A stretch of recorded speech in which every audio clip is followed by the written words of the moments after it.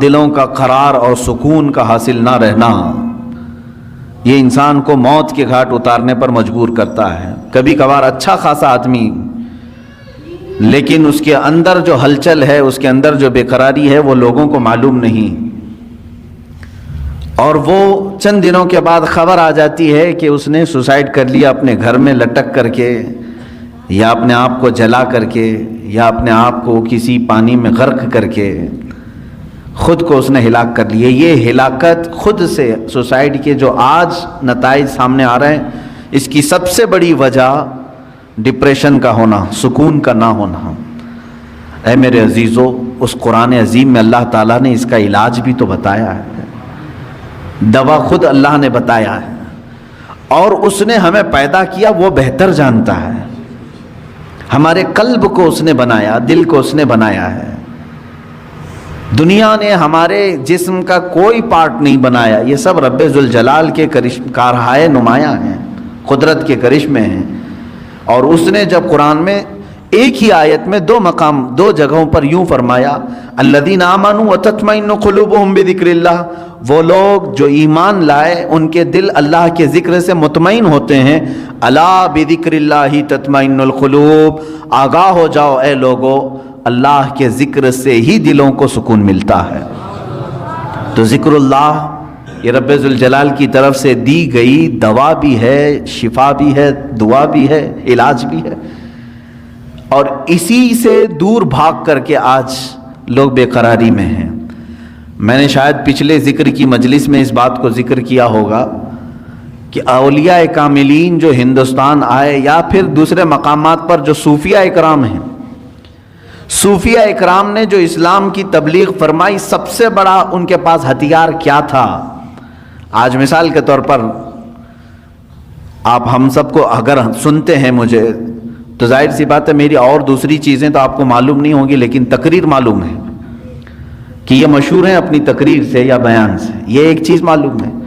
اولیاء کاملین کا ایسا کون سا بڑا ہتھیار تھا، کون سا بڑا ذریعہ تھا جس کے ذریعے سے وہ تبلیغ اسلام کرتے تھے؟ وہ تقریریں زیادہ نہیں، بلکہ وہ اللہ کے ذکر سے لوگوں کے دلوں کو دھلتے تھے۔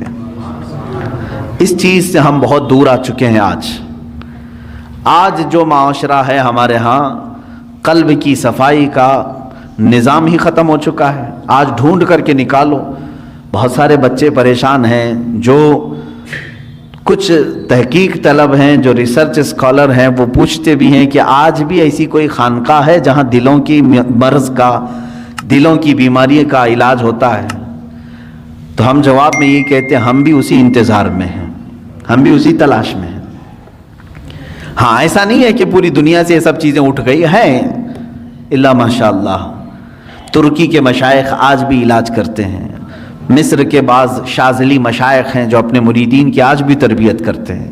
میں ان کی خانقاہوں میں بیٹھا ہوں، جہاں وہ رزق سے لے کر کے ذکر کے تمام مقامات، مراتب، دن اور رات کے تمام تر جو ڈسپلن ہو سکتا ہے راہ سلوک کا، وہ ساری چیزیں آج بھی بتاتے ہیں۔ لیکن یہ ماحول ختم ہو چکا جو صوفیہ اکرام کا تھا۔ آپ سلسلہ چشتیہ کے جتنے مشائخ کو آپ دیکھیں گے ہندوستان آئے ہیں، ان کے ذکر ہی مشہور ہیں۔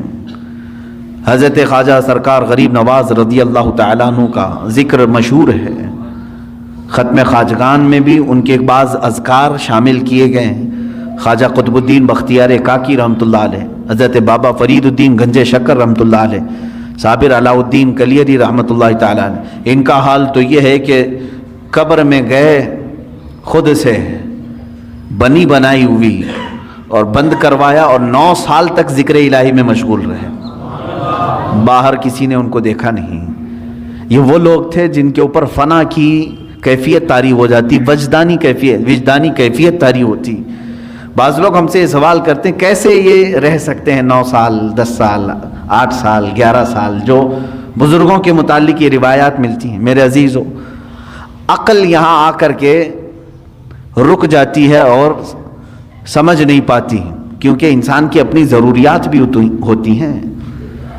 میرے عزیزو، یہ لوگ جو اہل اللہ ہیں، جب دنیا سے کنارہ کشی کر لیتے، کھانے پینے کی کوئی ان کو احتیاج ضرورت نہ رہتی، اللہ کا ذکر ہی ان کی غذا بن جاتا اور اس غذا کا کوئی فضلہ نہیں نکلتا۔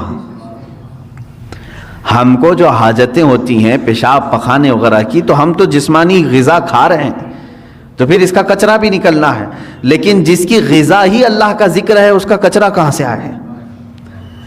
تو ان اولیاء کاملین کو کبھی ان چیزوں کی حاجت ہی نہیں ہوئی جو وہ مجاہدے کے دوران زندگی گزارتے تھے۔ ایسا نہیں ہے کہ پوری زندگی بھر انہیں کبھی ضروریات نہیں ہوتی تھی، لیکن جب وہ اللہ رب العزت کے ذکر میں محو ہو جاتے تھے تو دنیاوی بہت ساری چیزوں سے اللہ تعالیٰ انہیں محفوظ کر لیتا تھا۔ میرے عزیزو، میں دو چند باتیں آج آپ کے سامنے عرض کروں گا۔ جب ہم اپنا مقصد اصلی بھول جائیں گے تو بہت ساری چیزیں ہم سے چھوٹ جائیں گی۔ ہم بھولے ہوئے لوگ ہیں، ہمارا اصل مقصد ہی یہ تھا۔ اللہ تبارک و تعالیٰ نے قرآن پاک میں فرمایا، میں نے اپنے ذکر کے لیے، اپنی عبادت کے لیے تمہیں پیدا کیا ہے۔ تم دن رات اپنے مشغلے کرتے رہو، کام کاج کرتے رہو، لیکن اپنے رب کو بھول کر کے نہیں۔ مثال کے طور پر تمہاری اگر دکان ہے، تم نے دکان شروع کی بسم اللہ کہہ کر کے، دکان میں بیٹھے اللہ کو یاد کیا۔ ضروری نہیں کہ ہر 2 منٹ پر ایک 2 رکعت پڑھتا بیٹھا ہو، ضروری نہیں ہے۔ آپ گلے پر بیٹھے ہیں، دکان میں تجارت کر رہے ہیں، لیکن فجر کی نماز پڑھ کر کے گئے تھے، ظہر کی نماز میں واپس آئے تو فرمایا گیا اس کا پورا دکان میں بیٹھنا بھی عبادت ہی ہے۔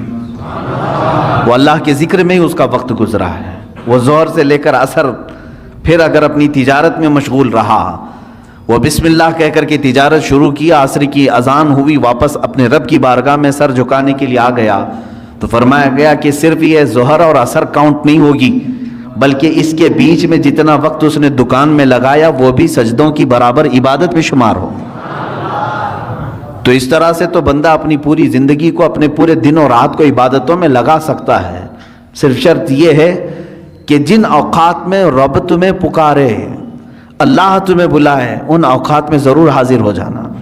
ایک بڑی پتے کی بات میں کرتا ہوں۔ آج جس چیز نے ہمیں بہت زیادہ غافل کیا ہے، جس چیز نے ہمیں سب سے زیادہ غافل کیا ہے نوجوان بچوں کو، آج وہ موبائل ہے۔ انٹرنیٹ کا زمانہ ہے، اس میں لوگوں کی راتوں کی نیندیں اڑ گئی ہیں، صحت بھی تباہ و برباد ہے، لیکن کسی کو فرق نہیں پڑتا۔ آنکھیں خراب ہو چکی ہیں، کئی لوگوں کے ہاتھوں کے مرض میں مبتلا ہیں، کئی لوگ اپنے ہارٹ کی تکلیف میں مبتلا ہیں، صرف اس کے جو موبائل کے ریزز ہیں اور بہت سارے اس کے سائیڈ ایفیکٹس ہیں جس کی وجہ سے یہ تکلیفیں ہیں، لیکن اس کے باوجود اس کو ہم چھوڑتے نہیں۔ اور میں یہ کہہ رہا ہوں کہ چھوڑ کر کے پورا ختم کرنے کی بھی بات نہیں کر رہا ہوں، اس کا استعمال جن کاموں کے لیے ہے ٹھیک ہے، لیکن اسی سے ہمیں کچھ چیزیں سیکھنا بھی چاہیے تھا، اسی موبائل سے ہی۔ میں محسوس کرتا ہوں کہ انسان اپنا مقصد اصلی بھول گیا، لیکن موبائل اپنا مقصد اصلی ابھی نہیں بھولا۔ موبائل کی ایجاد، موبائل کی بنیاد کس کام کے لیے رکھی گئی؟ یہ صرف کمیونیکیشن کے لیے ہے نا۔ موبائل شروع کیا گیا تھا ایک دوسرے سے تعلق قائم کرنے کے لیے۔ آپ یہاں بیٹھے فلاں جگہ آپ کے رشتہ دار ہیں، آپ کو کال کرنی ہے، ان سے بات کرنی ہے، آپ نے ملایا نمبر، بات کر لی۔ شروع میں جو موبائل آیا تھا اتنے ہی کام کے لیے تھا نا، زیادہ سے زیادہ میسج فارورڈ کر سکتے تھے، میسج وہ دیکھتا آپ کو ریپلائی کر دیتا، اتنا ہی کام تھا۔ کال ہو سکتی تھی، میسج ہو سکتا تھا، اور اصل مقصد بھی موبائل کا یہی تھا، کمیونیکیشن۔ ٹھیک ہے، آپ کال کریں، ادھر سے کال آئے اٹھائیں، بات کریں، یہی کام کے لیے موبائل کی موبائل میں ترقی ہوتی گئی، موبائل میں اور ترقی ہوتی گئی۔ چند دنوں کے بعد اس میں میوزک آئی، اس میں گانے بھی آئے، سننے والی چیزیں آئی۔ چند دنوں کے بعد اور ترقی ہوئی کہ اس میں فوٹو لیا جا سکتا تھا، وہ بھی چھوٹی سائز کا، فوٹو کی حد تک چلتا رہا۔ اس کے بعد پھر ویڈیو آئی اس کے اندر، فوٹو ویڈیو گیلری تک تو ٹھیک تھا، اس کے بعد اب اس میں ہی انٹرنیٹ کی پوری دنیا ڈال دی گئی۔ اب اس میں ویب سائٹ بھی کھلنے لگیں، جو ٹیلی ویژن میں دیکھ سکتا تھا وہ سب کا سب موبائل میں دیکھنے لگا. اس ترقی کو موبائل نے تقریباً 10 سالوں میں یا 20 سال لگے اس کو. 20 سال میں یہ اس ترقی کو پہنچ چکا ہے کہ اپنی ساری دوسری چیزیں پیچھے چھوڑ دیا. ٹی وی کا بھی وہ آج مقام نہیں رہے گا جو موبائل کا ہے. گھر کے لینڈ لائن کا بھی کوئی اتا پتہ نہیں ہے. منی آرڈر، خط، پوسٹ کارڈ، یہ ساری چیزیں ختم ہو چکی. موبائل سب کی جگہ لے چکا ہے. بہت آگے بڑھ چکا ہے، بہت ترقی کر چکا ہے موبائل. پھر میں توجہ دلا رہا ہوں، اس کا اصل کام کیا تھا؟ کمیونیکیشن، ایک دوسرے سے کال کرنا. موبائل ادھر سے ادھر دو لوگوں کی بات کراتا تھا. لیکن میرے عزیزو، ان 20 سالوں میں اس موبائل کو دیکھو، آج یہ ترقی اتنی کر چکا کہ پکس آ گئیں، ویڈیوز آ گئیں، انٹرنیٹ آ گیا، اس کے اندر گیمز آ گئے، سب آ گئے. لیکن چاہے تم کچھ بھی دیکھ رہے ہو موبائل اوپن کر کے، اگر کسی دوسرے نے کال کیا تو وہ اسی وقت کال آتی ہے یا نہیں آتی؟ تمہارے موبائل کا اسکرین شو کرتا ہے یا نہیں کرتا؟ تم فیس بک دیکھ رہے ہو، کال آتی ہے کہ نہیں آتی؟ تم ویڈیو دیکھ رہے ہو، اگر کسی نے کال کیا تو اسی ویڈیو کے بیچ میں ہی یہ بجا کر کے دکھاتا ہے کہ کوئی تمہیں بلا رہا ہے. گیم کھیل رہے ہو تم، اندر چاہے جتنے فولڈر کے اندر چلے جاؤ، لیکن اگر کسی نے کال کیا تو وہ گیم وہاں رک جاتی ہے اور کال بجنے لگتی ہے. اس کا مطلب یہ ہے کہ جس کام کے لیے یہ شروع ہوا تھا وہ آج تک اپنا مقصد نہیں بھولا. آج تک اس کی ترقی بہت ہو چکی ہے، اس میں بہت ساری ترقیاں آ گئی، انٹرنیٹ کی پوری دنیا آ گئی. لیکن وہ کمیونیکیشن کے لیے جو شروع کیا گیا تھا وہ آج بھی کر رہا ہے کام. تم اس موبائل میں 1000 کام کر رہے ہو، لیکن اگر کسی نے تمہیں کال کیا تو اسی کاموں کے بیچ میں ہی وہ تمہیں بجا کے دکھائے گا، گھنٹی بج جائے گی. میرے عزیزو، اس موبائل سے ہی یہ بھی سیکھنا چاہیے، انسان کا مقصد اصلی اللہ کی عبادت ہے. تم چاہے جتنی بھی ترقی کر چکے ہو، آج تم گھاس پھوس کی مسجدوں سے سنگ مرمر کی مسجدوں میں آ گئے. آج ترقی کے زمانے میں تم گھوڑا گاڑی نہیں مرسیڈیز میں گھوم رہے ہوں گے. تم آج یکا گاڑی میں نہیں بلکہ پلین میں سفر کر رہے ہوں گے، ٹرین میں سفر کر، بہت ترقی کر چکے ہو. لیکن اسی سے اگر سیکھ سکتے تو سیکھ لیتے. آج بھی اگر اللہ کی پکار آ جائے تو مجھے ان کاموں کو چھوڑ کر اسی کے بارگاہ میں حاضر ہونا چاہیے. یہ مشین ہے، ایک آلہ ہے، اس مشین نے آج تک اپنا مقصد نہیں فراموش کیا. جس کام کے لیے اس کو بنایا گیا تھا وہ موبائل آج بھی وہ کام کر رہا ہے، اگرچہ اس میں بہت ترقی ہو گئی. تم تو انسان ہو، تم دنیا کی چکا چوند کو دیکھ کر کے، اس کی چاندنیوں کو دیکھ کر کے اپنے مولا کو کیسے فراموش کر گئے؟